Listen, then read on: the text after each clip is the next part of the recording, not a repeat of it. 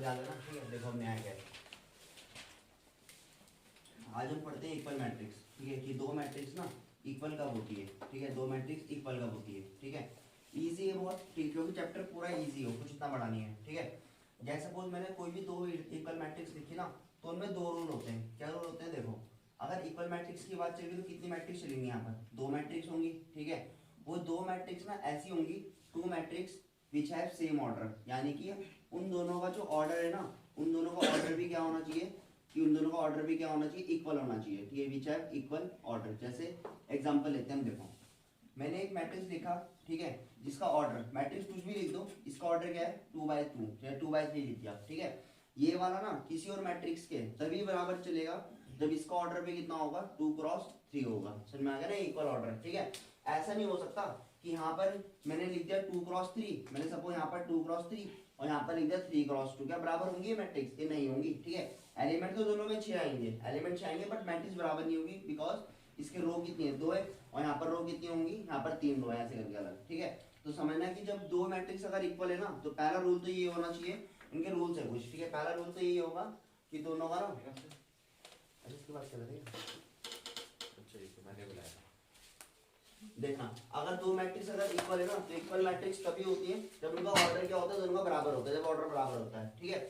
Second rule जो है ना, सेकंड रूल ये होगा, देखो पहला रूल तो ये कि दो मैट्रिक्स तब बराबर होंगी जब उनका ऑर्डर क्या होगा, इक्वल होगा, ठीक है। सेकंड रूल जो है कि ना, जो उसका क्रॉसपोंडिंग एलिमेंट होंगे, ठीक है, जो उसके क्रॉसपोंडिंग एलिमेंट्स होंगे विल बी इक्वल, ठीक है, जो उसके क्रॉसपोंडिंग एलिमेंट होंगे वो भी आपस में क्या होंगे, इक्वल कहलाएंगे, ठीक है। इसका मतलब क्या हुआ, देखो सपोज मैंने कोई मैट्रिक्स लिखा, ठीक है, 2x3 का ही लिख देते हैं, ठीक है। दो रो और तीन क्या होंगे, कॉलम, तो यहाँ पर लिख देते हैं x y, यहाँ पर क्या आएगा z, ये हो गया a b और c, ये हो गया ना 2x3, ठीक है, इक्वल टू किस अनदर मैट्रिक्स के जिसका ऑर्डर क्या होना चाहिए, 2x3, ठीक है। नंबर लिख देते हैं 1 4 माइनस 5, ये हो जाएगा 4 9 और 8, ये नंबर लिख दिया मैंने, ठीक है। यहाँ पर क्या है 2x3, वो भी क्या है 2x3, ठीक है। अब ये corresponding element will be equal का मतलब ये हुआ कि जो इसका पहला एलिमेंट है ना, वो किसके बराबर होगा, इसके पहले के, यानी ये x का वैल्यू कितना आ जाएगा, नॉर्मली 1, समझ में आ गया ना, ठीक है। सेकंड जो एलिमेंट होगा, सेकंड वाला एलिमेंट किसके बराबर आएगा, इस वाले के, तो y का वैल्यू कितना आ गया 4, ठीक है। वैसे z वाला एलिमेंट जो है किसके बराबर होगा, 5 के, तो ये आ गया -5 के बराबर, ठीक है। वैसे ये वाला क्रॉसपोंडिंग एलिमेंट किसके बराबर होगा, 4 के, तो a का वैल्यू कितना आ जाएगा 4, b का वैल्यू किसके बराबर होगा 9 के, तो b का वैल्यू कितना हो गया 9, और c का वैल्यू कितना हो गया 8 के, तो c का वैल्यू 8, बस ये तुम्हारा आंसर, समझ में आ गया ना ये, ठीक है। पर इतना आसान क्वेश्चन तो पेपर में आने से रहा है ना, ऐसे क्वेश्चन नहीं आता है, क्वेश्चन थोड़े ट्रिकी आएंगे, ठीक है। बस कॉन्सेप्ट यही रहेगा कि दो मैट्रिक्स इक्वल तभी होती है जब उनका ऑर्डर क्या होना चाहिए, सेम ऑर्डर होना चाहिए, और दूसरी बात उनकी जो क्रॉसपोंडिंग एलिमेंट है, यानी पहला एलिमेंट पहले के बराबर ही है, ठीक है। अब खुद ही सोचो, अगर ये दोनों के दोनों अगर ऑर्डर बराबर है, तो क्या एक भी एलिमेंट एक्स्ट्रा आएगा, कभी एक्स्ट्रा तो आएगा नहीं, क्यों नहीं आएगा, क्योंकि यहाँ पर अगर 6 एलिमेंट है तो यहाँ पर भी 6 आएंगे उसी ऑर्डर के, ठीक है। उतारो इसको फटाफट से।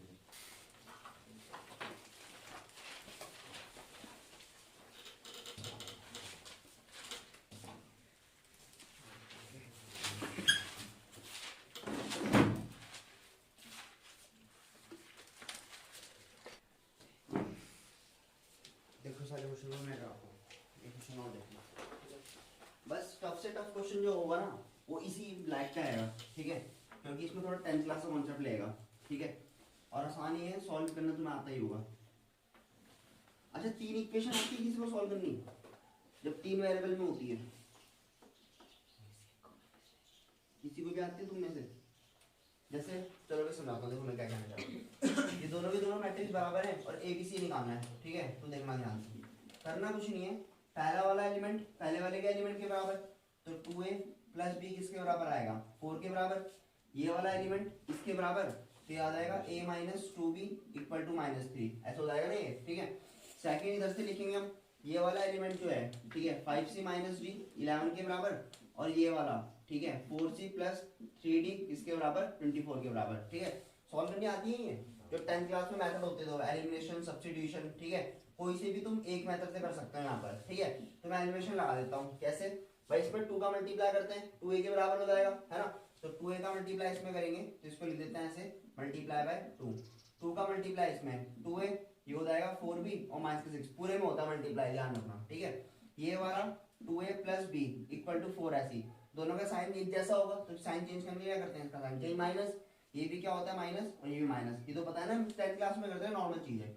ये कट गया 4b और ये कितना हो जाएगा माइनस का 5b, क्योंकि इसका साइन ये नहीं है, इसका साइन ये है, तो माइनस का 4 माइनस का 1 माइनस का 5 हो गया, इक्वल टू इसका आगे प्लस था बट प्लस का साइन क्या हो गया माइनस हो गया, तो यानी कि ये क्या आएगा -6 -4 माइनस का 10 है ना। तो b का वैल्यू कितना हो जाएगा तुम्हारा 2, ठीक है। जैसे b निकला b को यहाँ रख देते हैं, ये हो जाएगा therefore 2a + 2 = 4, यहाँ पे 2 रख दिया मैंने, इस 2 को उधर भेजेंगे कितना आ जाएगा 2 आएगा, 4 में से 2 गया और a का वैल्यू कितना आ गया 1, ठीक है। वैसे इनको सॉल्व करना है तो आंसर निकल जाएगा, समझ में आ गया ना ये, ठीक है, खुद से करोगे सॉल्व, ठीक है। अच्छा एक कुछ यहाँ पे देखो, यहाँ पर अगर 3 वेरिएबल में होता है ना तब आता है सॉल्व करना इक्वेशन, 3 वेरिएबल, जैसे मैंने सपोज ये वाली इक्वेशन है ना, ठीक है, मैंने ऐसे लिख दिया 2x + y = 8, ठीक है, और मैंने लिख दिया यहाँ पर 2y + 4x = 7, ठीक है। तो सॉल्व कर लोगे इसको, ये तो कर लोगे ना सॉल्व, ये तो इजी है। पर अगर मैं यहाँ पर z भी डाल देता हूँ, प्लस का z माइनस का z, ठीक है, आप कर लोगे सॉल्व, निकल जाएगा x y z। आती है किसी को सॉल्व करनी? देखो क्या होता है समझाता हूँ। जब दो वेरिएबल होते हैं ना, जब दो वेरिएबल होती है तो कितनी इक्वेशन चाहिए होती हैं, दो इक्वेशन चाहिए होती हैं, ठीक है। अगर 3 वेरिएबल आगे, फिजिक्स में भी आएगा ये, ठीक है, अभी तुम वो पढ़ोगे फिजिक्स में, जंक्शन लॉ, लूप लॉ, इसका नाम क्या होता है, किरचॉफ लॉ, किरचॉफ लॉ पढ़ेगा, वहां पर तुम्हें आएगी ये निकालना, ठीक है। मैं समझाऊंगा 3 इक्वेशन कैसे करते हैं सॉल्व, ठीक है, फिजिक्स में भी आएगा अभी ये, ठीक है। अगर 3 इक्वेशन है ना तो अभी तुम सॉल्व नहीं कर सकते, ठीक है। तुम क्यों नहीं कर सकते?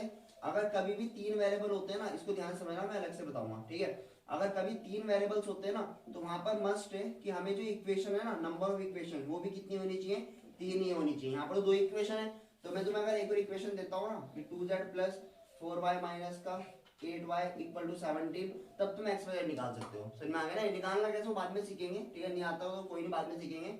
बस याद रखना अगर 3 वेरिएबल है ना तो इक्वेशन कितनी होनी चाहिए, 3 ही होनी चाहिए, ठीक है। तो इसको तो अभी छोड़ दो, ये अभी फिजिक्स में भी आएगा तुम्हारे पास ये, ठीक है।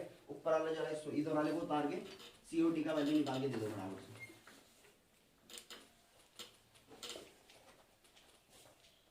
फिजिक्स में फर्स्ट यूनिट में आता है, ठीक, ज्यादा लंबा नहीं जाएगा मतलब।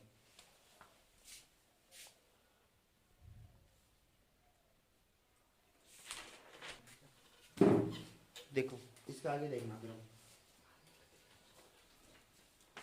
अच्छा कोई प्राइम नंबर है, कोई प्राइम नंबर है, उसमें ऑर्डर कितने बन सकते हैं, सिर्फ 2।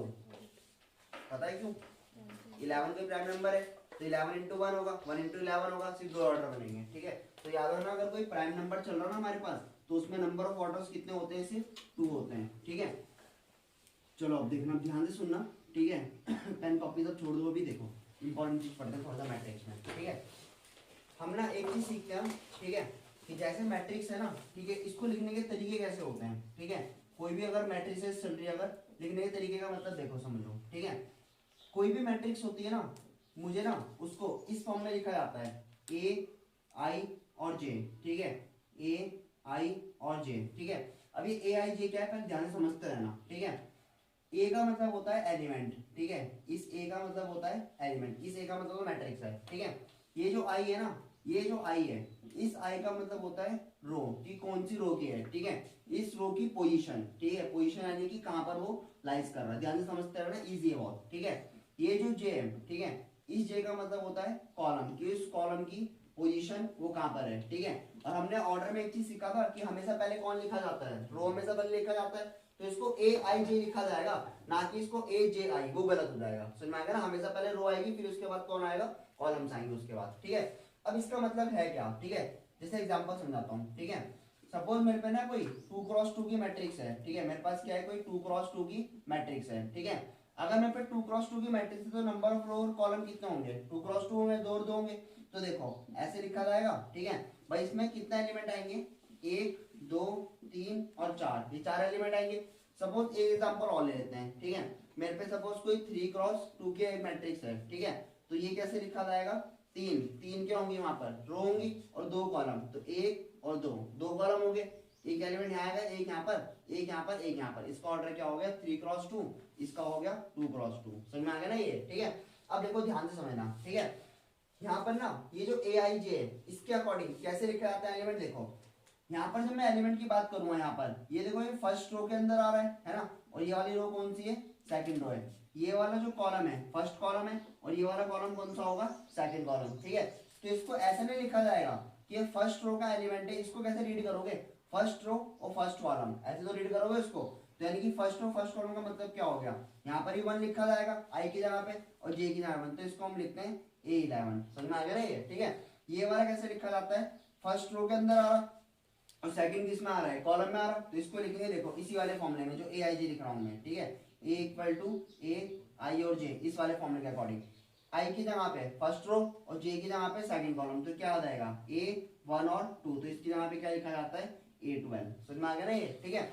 इसकी जगह पे सेकंड रो फर्स्ट कॉलम, तो पहले I पहले लिखा जाता है हमेशा, तो यानी कि IJ लिखेंगे सेकंड रो, तो सेकंड रो मतलब A2 और फर्स्ट कॉलम यानी कि फर्स्ट, तो कितना लिखा जाता है इसको A21, समझ में आ गया। वैसे इधर वाला 2 है और ये 2, तो सेकंड रो सेकंड कॉलम, तो यानी कि इस वाले फॉर्मूले में डालोगे सेकंड रो सेकंड कॉलम, तो A22, समझ में आ गया ना ये, ठीक है। तो जो यानी तुम्हारे जो एलिमेंट्स होते हैं ना किसी भी मैट्रिक्स के, वो किस फॉर्म में लिखे जाते हैं, इस फॉर्म में, ठीक है। जैसे एग्जांपल और समझ लेते हैं, उधर चलते हैं, ठीक है। इसको मैंने ऐसे लिखा, पहले देखते हैं ना, उतारना भी किसी को नहीं है, ठीक है। ये हो जाएगा R1, इधर वाला हो जाएगा R2, इधर वाला क्या हो जाएगा R3, ठीक है। इसकी बात कर लेते हैं, ये हो जाएगा कॉलम 1 और कॉलम 2, ये हो जाएगा ना ये, ठीक है। हमारे पास जो फॉर्मूला है वो हमारे पास फॉर्मूला है A, यहाँ पर कौन आएगा J होगा, यहाँ पर कौन बैठा है I बैठा है ये, ठीक है। ध्यान से देखना, first row first column, first row first column, first row first column का मतलब क्या होगा, 1 1 रखोगे तो यहाँ पर कितना आएगा 1 और 1, ये हो जाएगा ना ये। फर्स्ट रो सेकंड कॉलम यानी ये कितना हो जाएगा A1 और 2, ये हो जाएगा ना। अब इधर आ जाओ डायरेक्ट, ध्यान से देखना, जरूरी नहीं कि हम सीक्वेंस से सीखेंगे, हमें बीच से भी एलिमेंट आने चाहिए निकालने।